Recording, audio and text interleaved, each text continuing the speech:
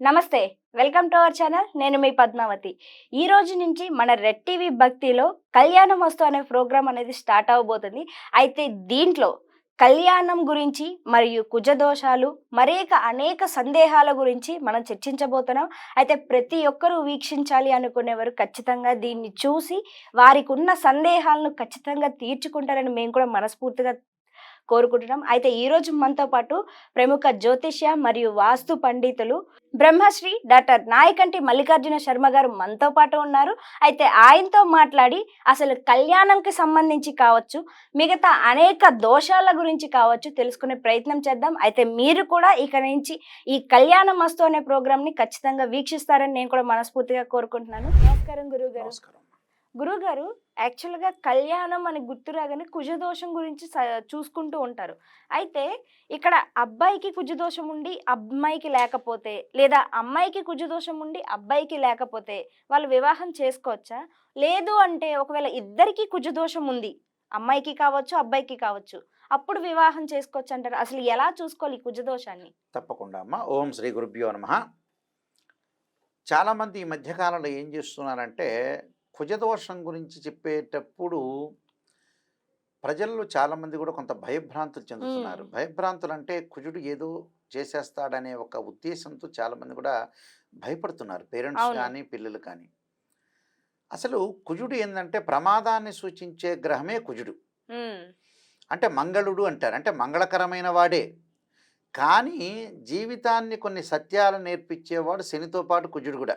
ఉహుహు, అంటే ఒక వాహనాల మీద మనం వెళ్ళేటప్పుడు యాక్సిడెంట్ జరుగుతుంది అంటే మనం అంత స్పీడ్ వెళ్ళకూడదని కూడా అర్థం.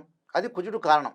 ఉమ్, రెండోసారి జాగ్రత్తగా మనం ఉండాలని అర్థం. అవును. చాలామంది కూడా కుజదోషం అనేది జాతకంలో ఉండే ఆ, పెళ్లికి సంబంధించిన విషయంలో మనం కుజుడిని చూసినట్లయితే 2, 4, 7, 8, 12 స్థానాల్లో జన్మలగ్నం నుంచి కుజుడు ఉంటే దాన్ని కుజదోషం అంటారు. ఉమ్, మనం గత వీడియోలో కూడా కుజదోషానికి కొన్ని ఎగ్జాంప్షన్స్ చెప్పుకున్నాం, ఉమ్, భయపడాల్సిన పనేం లేదని. కానీ ఒక అబ్బాయి జాతకంలో, ఒక వధువు జాతకంలో కుజదోషం ఉంది, ఉమ్, ఒక వరుడు జాతకంలో కూడా కుజదోషం ఉంది. ఉమ్, మరి వాళ్ళిద్దరు కూడా ఇద్దరికి కుజదోషాలు ఉన్నప్పుడు చేసుకోవచ్చా చేసుకోకూడదు అవును. అనేది ఒక క్వశ్చన్ ఇది. ఉమ్, అయితే ఇక్కడ కుజదోషం విషయంలో ముందు ముఖ్యంగా వస్తే 2 జాతకాల్లో కుజదోషం అనేది ఉంటే వధువు జాతకంలో మైనస్ అని అర్థం, వరుడు జాతకంలో మైనస్ అని అర్థం. ఉమ్, అంటే మైనస్ ఇంటూ మైనస్ ప్లస్ అని అర్థం. ఓకే. అంటే ఈ జాతకంలో ఉండే ఏదైతే దోషాలనేవి ఉంటాయో ఆ జాతకంలో కూడా అలాంటి దోషాలు ఉంటాయి. ఉమ్, అంటే ఎందుకు కారణం, ఎందుకు గురువుగారు నిజంగా కుజదోషం అనేది ఉంటే ఇద్దరికి కూడా ఇబ్బందికరమైన వాతావరణమేగా ఆ ప్రాక్టికల్గా మనం ఆలోచన చేస్తే. అవును. అలా ప్రాక్టికల్గా ఆలోచన చేసే మెథడ్ వేరుగా ఉంటుంది, జ్యోతిష్యపరంగా వేరుంటుంది. ఉహుహు, జ్యోతిష్యపరంగా అంటే ఒక అమ్మాయికి కుజదోషం అనేది ఒకటి ఉంది, ఉమ్, అబ్బాయి కుజదోషం ఉంది. అంటే ఇద్దరికీ కోపం ఉంటుంది, ఇద్దరు కోపపడతారు, ఇద్దరు కలుసుకుంటారు మళ్ళీ. ఓకే. అంటే ఇద్దరు అనుకుంటారు. ఇప్పుడు చాలామంది మనం భార్యాభర్తలు చూస్తున్నాం, ఇద్దరు అరుచుకుంటారు, మళ్ళీ సాయంత్రం కల్లా ఇద్దరు కలుసుకుంటారు. అవును. వాళ్ళకి తిట్టుకోకపోతే కొట్టుకోకపోతే వాళ్ళకి ఆనందం ఉండదు కొంతమందికి. అలాంటి వ్యక్తులు కూడా ఉన్నారు సమాజంలో. మనం ఆ, ఆ, అందరినీ ఆలోచన చేస్తే అలాంటి వ్యక్తులు కూడా ఉన్నారు. కొంత డామినేషన్ చేసే వ్యక్తులు ఉంటారు, భార్య డామినేషన్ చేయొచ్చు, భర్త డామినేషన్ చేయొచ్చు. ఉమ్, ఇద్దరు డామినేషన్ వల్ల ఇద్దరు ఒక ప్యారలల్గా వచ్చే అవకాశాలు కూడా ఉంటాయి. అవును. కాబట్టి ఇక్కడుండే మైనస్ అక్కడుండే మైనస్ ప్లస్ అవుతుంది. ఉమ్, అంటే వాళ్ళ యొక్క బుద్ధులు కానీ తర్వాత వాళ్ళ యొక్క జాతకంలో కానీ ఏదైతే ఇక్కడ మైనస్ ఇంటూ మైనస్ ప్లస్ అవుతుంది. అవును. కాబట్టి ఇద్దరికీ ఒకే అనుగుణంగా ఉండాలి, ఇద్దరు ఒకే రకంగా ఉండాలి, ఇద్దరి యొక్క ఆలోచనలు కూడా ఒకే రకంగా ఉంటే సరిపోతుందని ఒక ఆలోచన చేస్తుంటారు. ఉమ్, ఇప్పుడు కుజుడు వాహనానికి కారకుడు, ఆరోగ్యానికి కారకుడు, అంటే ఆరోగ్యానికి ఇంపార్టెంట్గా కారకుడు.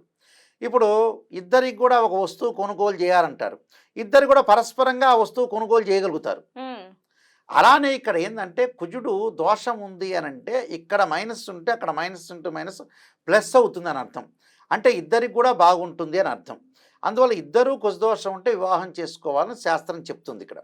కానీ ఒకళ్ళ కుజదోషం ఉండి ఇంకోళ్ళ కుజదోషం లేకపోతే చేసుకోకూడదు, లేకపోతే దాన్ని పరిహారాలు చేసి చేసుకోవచ్చు అని కూడా ధర్మశాస్త్రం చెబుతుంది ఇక్కడ. ఉహుహు, కానీ వాళ్ళ నక్షత్రాలకి రెండిటికి ఉందా లేదా కూడా చూసుకోవాలి మనం.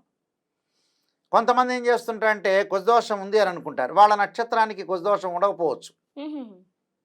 అలాంటివి కూడా ప్రత్యేకంగా కొంత అనాలిసిస్ చెయ్యాలి.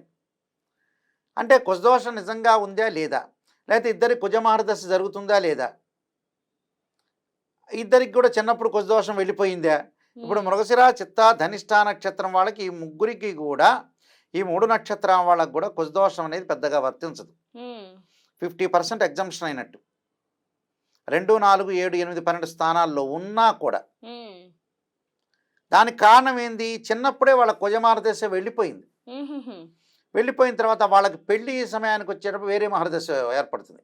అప్పుడు పెద్దగా ఎఫెక్ట్ అనేది ఉండదు. దాన్ని పరిహారం చేసుకుని ముందుకెళ్ళిపోవచ్చు. హ్మ్. భయపడాల్సిన పనేమీ లేదు. ఇప్పుడు ఇద్దరికి ఒకళ్ళకి కుజదోషం ఉండి ఇంకోళ్ళకి కుజదోషం లేదు అనుకుందాం కాసేపు. సెకండ్ మోడల్, హ్మ్. అబ్బాయి కుజదోషం ఉంది, లేకపోతే అమ్మాయి కుజదోషం ఉంది. అమ్మాయికి అబ్బాయిలో ఎవరికొకళ్ళ కుజదోషం లేదు.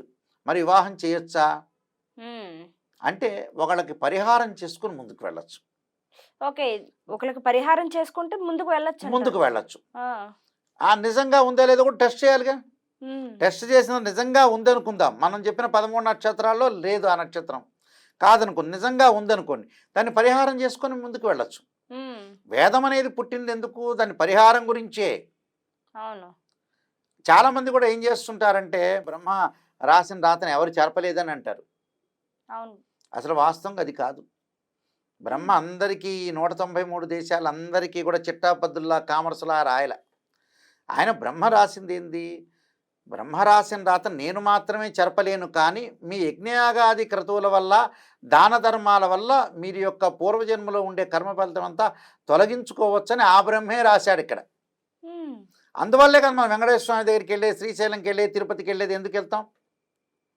చాలామంది కూడా ఏం చేస్తుంటా అంటే భగవంతుడు కర్మ రాశాడు, ఇది ఇంతే అంటే ఇంకెందుకు దేవుడి దగ్గరికి వెళ్ళటం, ఈ వేదం ఎందుకు. అవునా? అవును. Catch my point. అవును. అర్థమైంది. అర్థమైంది కదా. కర్మ ఇంతే అన్నప్పుడు ఇంకెందుకు కర్మ, ఇంట్లో కూర్చోక దేవాలయానికి వెళ్ళటం ఎందుకు, దేవుడు వెలవటం ఎందుకు, ఈ అన్నమయ్య ఏంది, రామదాస్ ఏంది, ఈ మహావిష్ణువు ఏంది, పరమేశ్వరుడు ఏంది, హ్మ్. ఈ వ్రతాలు ఏంది, ఈ పూజలు ఏంది, నోములు ఏంది. ఆ కర్మ ఫలితం తొలగించుకోవడానికే ఇవన్నీ భగవంతుడు ఏర్పరిచిన. వేదం కూడా ఋగ్వేదం, యజుర్వేదం, సామవేదం, అథర్వణ వేదం పెట్టిందే అందుకోసం. హ్మ్. మాకు ఈ కర్మ ఇంతేనండి, కొంతమంది అంటుంటారు మా కర్మ ఇంతేనండి, ఎవడు తొలగించలేరు. తొలగించుకోకపోతే ఇంకెందుకు వెంకటేశ్వర స్వామి దగ్గరికి వెళ్తాం. అవును కదా! అవును, వెళ్ళేది భగవంతుడి దగ్గరికి వెళ్ళేది ఎందుకు, ఆ కర్మను మనం తొలగించుకోవటానికే. అవును. ఇప్పుడు బిచ్చగాళ్ళకి దానం చేస్తున్నాం ఎందుకు, ఆ కర్మ తొలగించుకోవటానికి. మంచి చేయడానికి పెళ్ళిళ్ళు, మంత్రాలు ఇవన్నీ ఉండటానికి కారణం ఏంది, కర్మను తొలగించుకోవటానికే ఇదంతా. హ్మ్. వేదం అనేది ఆ బ్రహ్మ సృష్టించింది వేదం. అంటే ఋగ్వేదం, యజుర్వేదం, సామవేదం, అథర్వణ వేదం 4 వేదాలు కూడా మరి ఎందుకున్నాయి, ఏంటంటే మన యొక్క కర్మను తొలగించడానికి. మంత్రశాస్త్రం అనేది భగవంతుడు ఇచ్చిన శాస్త్రం. హ్మ్. ఆ భగవంతుడు స్వయంగా ఆ నిర్మించిన శాస్త్రం అది.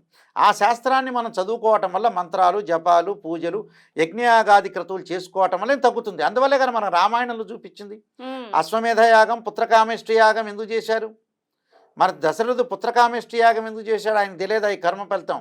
అవును. కొంతమంది అంటుంటారు చాలామంది, అబ్బా కర్మ ఏదుంటే అదే అండి, హ్మ్. వచ్చింది కదా నోటికి వచ్చింది మాట్లాడుతున్నాడు. కర్మ ఎలా ఉంటే అలా అయితే ఇంకెందుకు కొంపలో కూర్చోక, అంతే కదా! ఇంకెందుకు దేవుడి దగ్గరికి వెళ్ళటం, హ్మ్. అన్నవరం ఎందుకు, శ్రీశైలం ఎందుకు, మంత్రాలయం ఎందుకు. హ్మ్. కర్మను తొలగించుకోవటానికే దేవుడి యొక్క ప్రార్థన చేసేది. హ్మ్. అది ఏ కులంలో అయినా, ఏ మతంలో అయినా కూడా మన దోషం తొలగిపోవడానికి భగవంతుడి యొక్క ఆరాధన చేయడానికి కారణం అదే. హ్మ్. మనం భగవంతుణ్ణి సేవ చెయ్యాలి, భగవంతుని ఆరాధన చెయ్యాలి. భగవంతుడిని చేయటం వల్ల మనం మంత్రాలు వినాలి, మంచితనం ఉండాలి, గౌరవించాలి, మాతృదేవోభవ, పితృదేవోభవ అనుకోవాలి. అలాంటివన్నీ కూడా కర్మను తొలగించుకోవడానికి భగవంతుడు ఏర్పరిచిన శాస్త్రమే వేదం. అవును. అక్కడ మనం వేదాన్ని అనుసరించి ముందుకు వెళ్తే మనకు కర్మ ఫలితం అనేది తొలగిపోతుంటుంది. హ్మ్. అలాగా కుజదోషం ఉన్న వాళ్ళు కూడా దానికి అంగారక పాశుపతాస్త్ర రుద్రాభిషేకం అని, కుజ జపమని, హ్మ్. అంగారక హోమం అని, ఇలాంటివన్నీ కూడా మనకు శాస్త్రంలో చెప్పారు కాబట్టి అవి తొలగించుకొని ముందుకు వెళ్ళటం వల్ల మంచి జరిగే అవకాశం ఖచ్చితంగా ఉంటుంది. హ్మ్. నిజంగా గురువుగారు చెప్తుంటే అలాగా వింటున్నంతసేపు కూడా నిజంగా అలా తేలుతున్నాం గాలిలోని నిజంగాను. ఎందుకంటే దోషాల గురించి చెప్తారే తప్పితే ప్రతి ఒక్కరు కూడా మన కర్మాల్ని మార్చుకోలేము అని అంటారు. మీరన్నది వాస్తవమే. బ్రహ్మ రాసాడు మనం ఎక్కడ చెరిపేయగలము అని అనేసి. మరి అలాంటప్పుడు ఎందుకని అందరూ బిడ్డ క్షేమంగా పుడితే మేము నడిచొస్తామని మొక్కుతారు. తలనీలాలు ఇస్తామని అవును. మొక్కుతారు. మరి అలాంటియన్నీ ఇంకెందుకు మొక్కడం? అవును. వదిలేయొచ్చు కదా! దానికి విలువ ఆ! లేనట్టేగా అప్పుడు. అలా అవునవును. కాదు. కర్మ అనేది తొలగించుకోవటానికి భగవంతుడే చేసిన అవును. సృష్టి ఇది. హ్మ్. మనం మంచితనంగా ఉండాలి, యజ్ఞయాగాది క్రతువులు ఉండాలి, ఓం నమః శివాయ పంచాక్షరి చేసుకొని భగవంతుని ఆరాధన చేయాలి, అవును. పితృదేవతల్ని చక్కగా కొలవాలి. ఇవన్నీ చెప్పింది ఏంది? భగవంతుడేగా. అవును. నిజమే నీకు కర్మ గురుగారు. అనేది ఎలా తెలుసు? నీకు భగవంతుడు చెప్పింది. ఆ హ్మ్. భగవంతుడే చెప్పాడుగా కర్మను తొలగించుకోవచ్చని. హ్మ్. భగవంతుడే చెప్పాడు కర్మను తొలగించుకోవచ్చని. కర్మని ఎవ్వరూ తొలగించుకోలేరు. ఇవన్నీ చెబుతుంటారు. అవును. మరి ఆ కర్మను తొలగించుకోకపోతే ఎందుకయ్యా తిరుపతికి వెళ్తాం మనం నిజంగా? అవును. శ్రీశైలం అంటే ఎందుకు వెళ్తాం? హ్మ్. మరి ఇంట్లో కూర్చోవచ్చుగా. నిజంగా గురుగారు. మీరు చెప్తుంది వాస్తవమే. బట్ దీనికి అందరూ అంగీకరిస్తారని నేను ఒప్పుకోను. బట్ అయినప్పటికీ కూడా ఇది వాస్తవం మీరు చెప్పింది. అంగీకరించడం, ఇచ్చిపోవటం అనేది ఏందంటే బ్రెయిన్ హ్మ్. మెచ్యూరిటీ వాల్యూస్‌ని బట్టి ఉంటుంది అందులో. అవును. అంటే బుద్ధి బలాన్ని బట్టి ఉంటుంది. అందువల్లే హ్మ్. నవగ్రహాల్లో బుధుడు బుద్ధి కారకుడు అంటాడు. హ్మ్. అందువల్ల అందరూ అంగీకరించాలి. సత్యాన్ని ఎప్పుడైనా అంగీకరించాలి. మనకు చెప్పని దానికి సమాధానం చెప్పలేరండి ఎవరు కూడా. హ్మ్. అది. నిజంగా గురుగారు. నిజంగా అందువల్ల ఎంత కర్మఫలం అనేది తొలగించుకోవచ్చు. భగవంతుడి యొక్క ఆరాధన చేయటం వల్లనే మనకు మంచి జరిగే అవకాశం ఖచ్చితంగా హ్మ్. ఉంటుంది. ఎంతోమంది భగవంతుడి యొక్క ప్రార్థన చేయటం వల్లనే మంచి జరిగేది. హ్మ్. అది ఏ మతస్థుడైనా, ఏ కులస్థుడైనా వాళ్ళ యొక్క ఆరాధ్య దైవాన్ని కొలవటం వల్లనే వాళ్ళకి మంచి జరుగుతుంది. తెలియని మంచి జరుగుతుంటుంది. హ్మ్. అలాగా. నిజంగా గురుగారు. ఇంత చక్కటి సమాధానాల్ని మా కోసం మాకు తెలియని ఎంతో సమాచారాన్ని మాకు అందించారు. ధన్యవాదాలు గురుగారు. నమస్కారం మాకున్న అండి. మా ప్రేక్షకులకి నమస్కారం. అందించినందుకు.